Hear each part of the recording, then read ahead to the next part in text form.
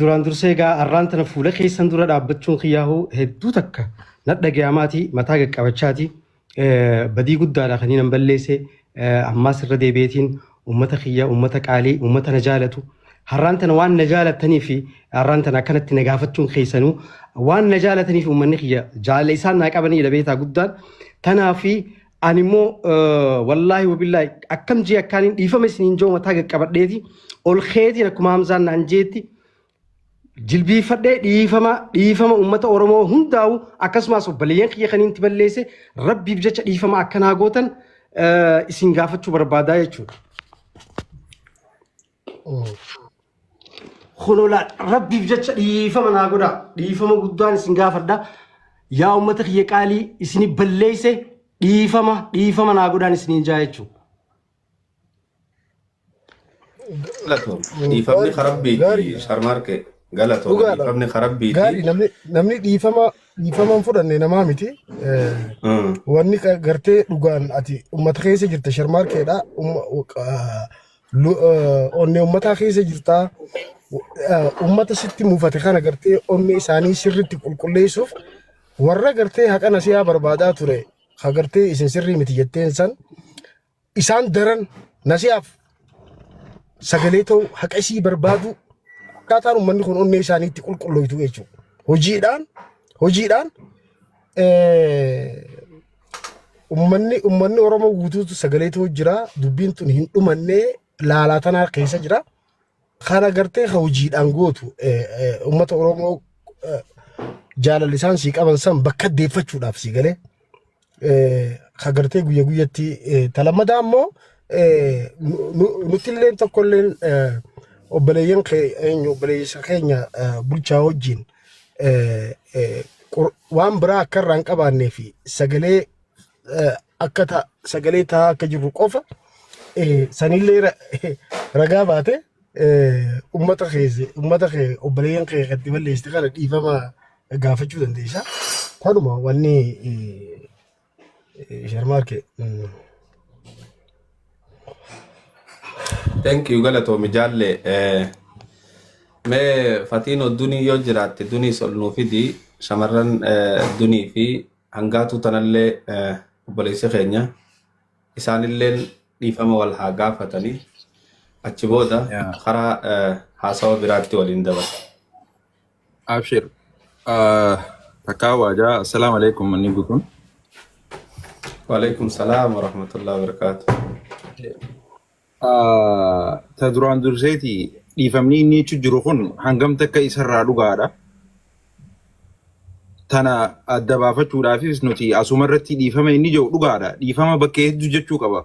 Hangaatuu fi duniyaanis hobatti, faamiliin nasiyaa ziyaadis hobatti, hawaasa as gubbaa jirus hobatti. Bakka sadiitti dhiifama jaabeefaa. Bakki inni itti balleesse.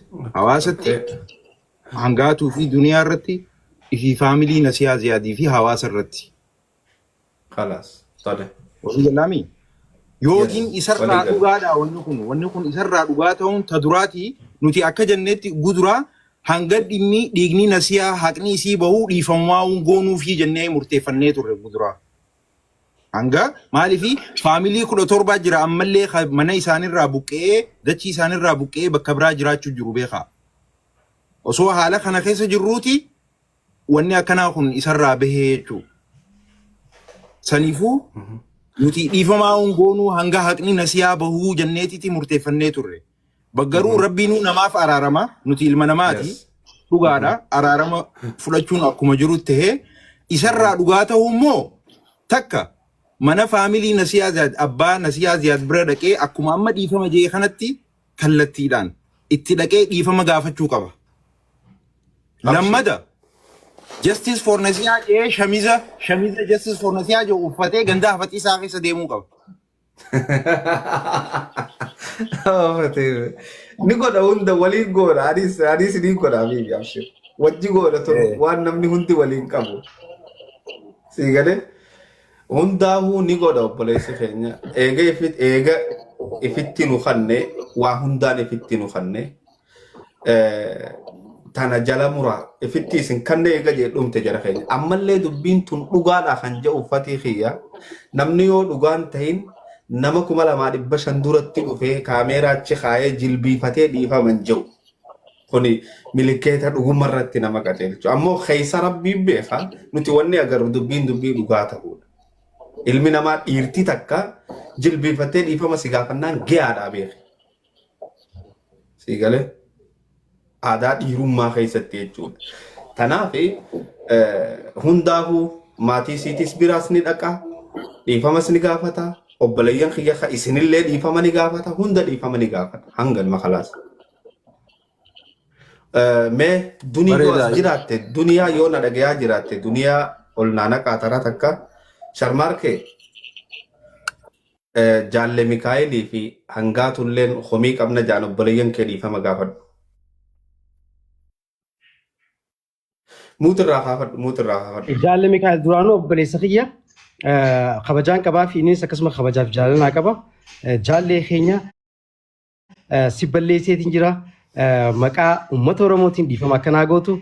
Obboleettii Yaangaatu atilleen maqaa uummata Oromootiin dhiifama naa godhi. Obboleettii artistii teenya Duniyaa Mahammad atillee dhiifama guddaan si gaafadha obboleettii. Thank you. Galatoomii Sharmaarkee. Ammas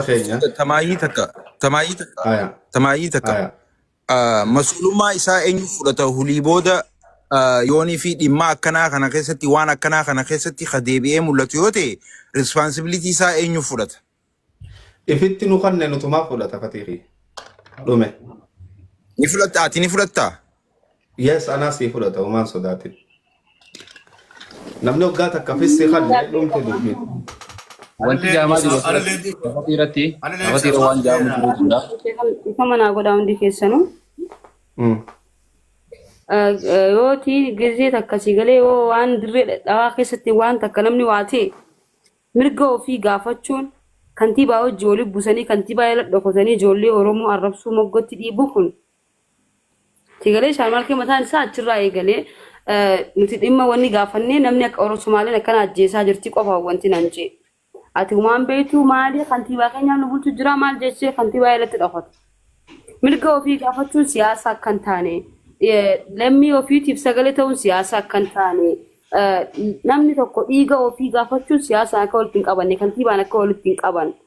Kana Sharmaarkeen asumaanii uumaa walitti hin qabnu si galee kan akka siyaasatti hin fudhannee sitti irra deddeebi'ee sitti arras taanaan borus taanaan jechuudha yoo afaan nu qabanii qaama biraa Oromoo qaama biraatiin dubbanna dhiiga ilmaan keenya ni dubbanna dhiiga ijoollee Oromoo ni dubbanna kun siyaasaadha abbaan fedhe hojii abbaa fedhe sin dhageenyu ilaa lubbuutti deemna kanuma jechuu barbaada isin biran darbu sila akka kiyyaatiin garuu indhiisullee dhiifamallee godhuufillee irraa hin qabu garuu isin bira hin kutu isin obboleeyyan kiyyaa dhiigas waliin dhabnee gumas waliin baafanna isin bira hin kutu garuu sila Sharmaarkee nama dhiifama godhanii fi miti afaan Oromoo kun.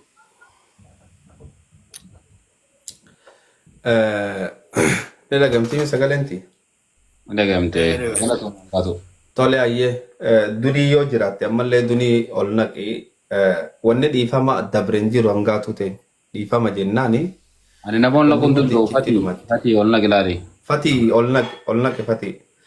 Akkasii jara keenya hundi keessa warri as jala jirtan namni hoggaafisse kanne dhumtee obboleessi keessan balleessee badii isaatis fudhatee kana ala wanni biraa takkan jirtu jala keenya. Hanganuma kalaas. Taan ammoo tartiibaanii waliin itti yaana waan godhamuu qabu tartiibaan itti yaana akkasitti naa hubadhaa. Si galee Jaalle Mikaayil jirtaa? Dunii ni rafte moo as jala jirti? Dunii yoo jiraatte lakkoofsa tokko takka ilillii takka ol darbi duniyaa muummee. Ustaaza waan takka reefa dubbachuu fedheetiin hangaatuun dubbannaa irra dhaabbadde. Komantii jalattis wanti ja'amaa jiru akkasuma ammallee hara inboxiitiin illee wanti barreessaa jiranii waan dubbachuu barbaadu Sharmaarkeen ifuma isaati haa dubbatu malee isin hawaasa bakka buutanii dubbii isaa qajeelchuu fi isa karaarra kaa'uudhaaf kana osoo irraa qusatan bareedaadha jechaa jiranii. Kuni anillee akkana fakkaatu sirrii maaliif fiilingiin isa dhageemtee fiilingiin hawaasa dhageemtoo hanqa wal harkattuu nuti jidduu sanatti wanti walitti harkifnee rarraafnuuf hin jirtu. Boodarra ammaas hundatti gaafatama waan kanaa saniif waan kana osoo gartee isumaaf kan inni bareeda moor isaaf karaa qabsiisu caalaa akkasachuu fadhee jennee takka ilaalchisaa akkas jennee taa'ee caalaa innummaa naa dubbatu jechuudha. Assalamu alaikum. Waalaikumsalam. Waalaikumsalam warahmatullah. Yaada kana chuudha Takka naaf saame. Jara keenya namni tokko kana maasirreessu jiru hin jiru.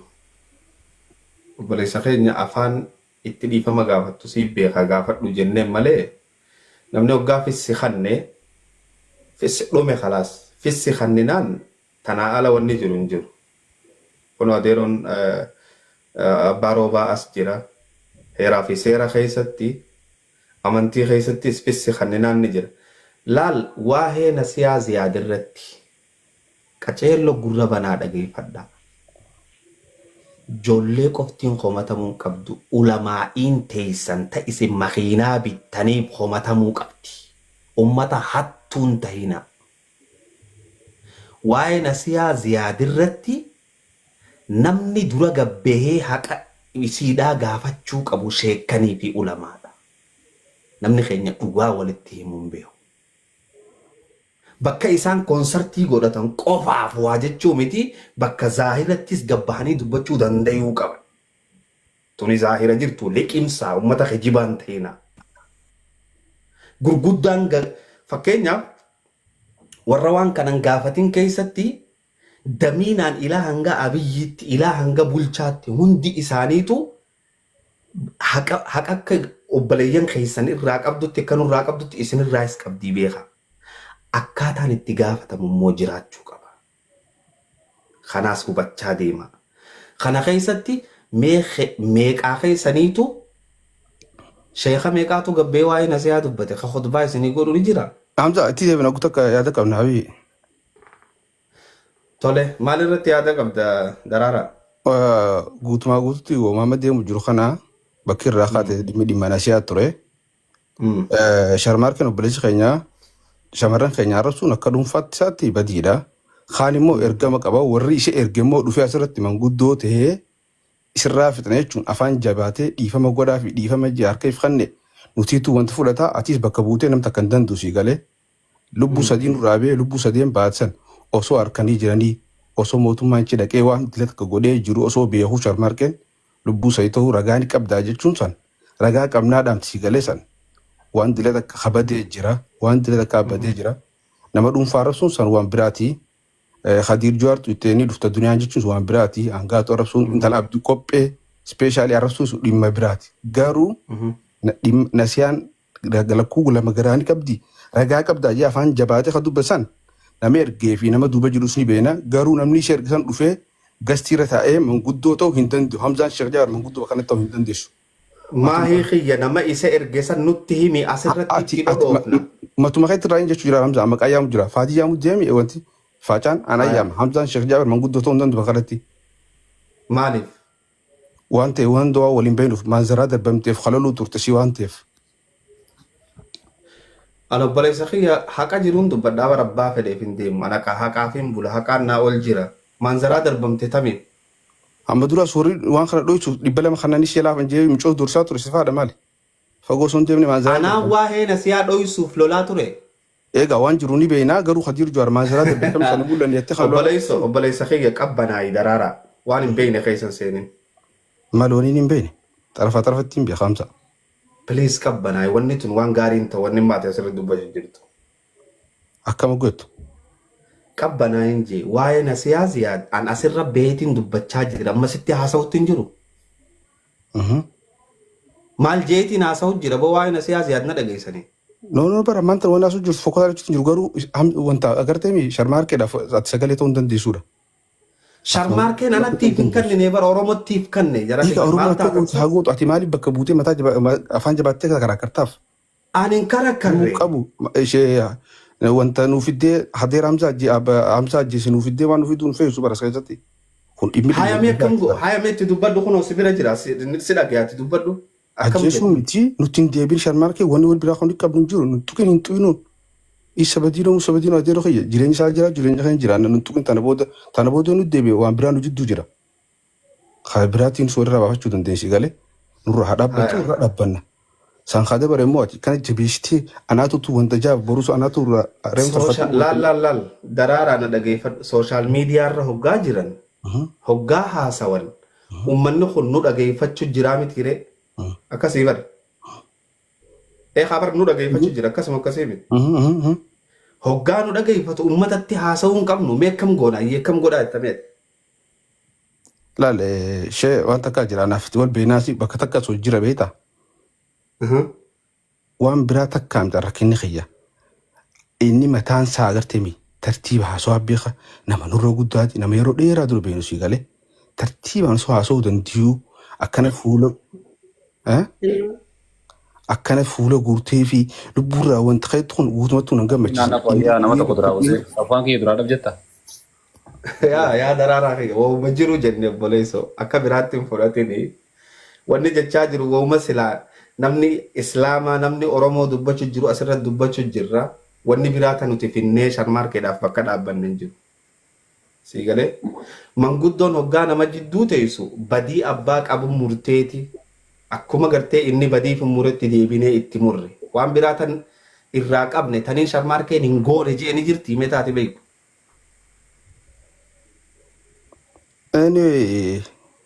Wanni hundi Sharmaarkeen heera guutuu qaba. Araarri heeraa fi seera qaba. Dhiiga obboleessa keenya akka argannufillee aadaa fi Meen haawsida hangaatu heeraa fi seera maahiin siin meen jechaa jiru haawsa. Hamza wanni maahiin siin jechaa jiru hin dirqisiisinidha malee siitu akkasitti Namaan dirqisiisu jira jara keenya. Boojara namaan dirqisiisu jira natti himaa yoo nama dirqisiisaa jiran. yaa ta'an baay'ee dhaga'amuu dhabuu mala warra jala jiru ni agarsiisi galee yeroo dheeraa wanti teenyee laa jiru kana ture isaa inni sharmaarkee dhaaboo guutakka baroba laala oguu dura manni kun banamee manni kun gastii lama sadii ta'urraa mokkoru jaalii godhu jireera inni as jira si galee hamsa. Eega dhuftee harma jidduu akka nama shaayidii qabatee karaa akka rujuuf namni jala kana taa'ee katabbii katabuus warri shi dhagee jiru sun dinuu guutumattuu. Sharmaarkeen ati ol jettee ifirraa yaadee aboo ol keetti dhiifa bisin gaafa aboo kan akkas jee tartiiba haasoo akka beekutti akka golcha dilee beekutti inni godhuu qaba malee akkas godhe akkana godhe akka nama agartee ergamee waan nama lubbuu sadeensan dho'isuudhaaf tiratii godhee bakka akkitti gaafatte kun likkii mitiiti. Anaatu sirraa guutaa hottu waliin jaamee fakkaata hamsa guutuma guututti.